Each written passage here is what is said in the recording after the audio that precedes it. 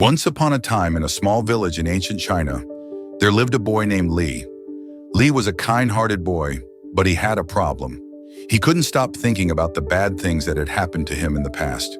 Whenever someone said something hurtful, Li would dwell on it all day, replaying those harsh words in his mind. It felt as if these memories were stuck in his brain, impossible to let go.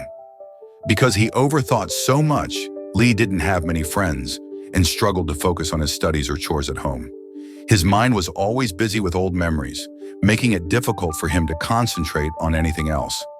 One day, an elderly villager noticed the worried look on Li's face and suggested he visit a Zen monk in a nearby village.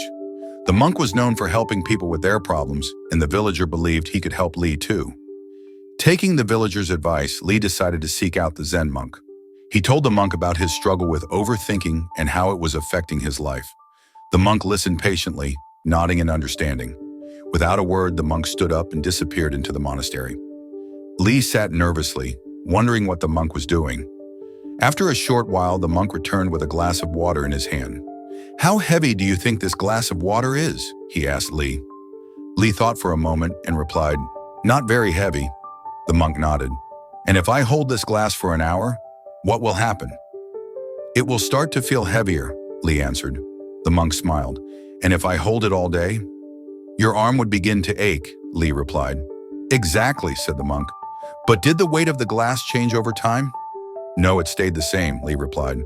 The monk nodded. "Correct. Now what can I do to relieve the pain?" "Put the glass down," Li said. The monk smiled warmly. "Exactly. Our worries are much like this glass of water. They may not seem heavy at first, but if we hold on to them for too long, they start to weigh us down. The key is to let go and focus on the present moment." Li listened carefully to the monk's words. He realized he had been holding on to his past troubles for far too long and that it was time to let them go.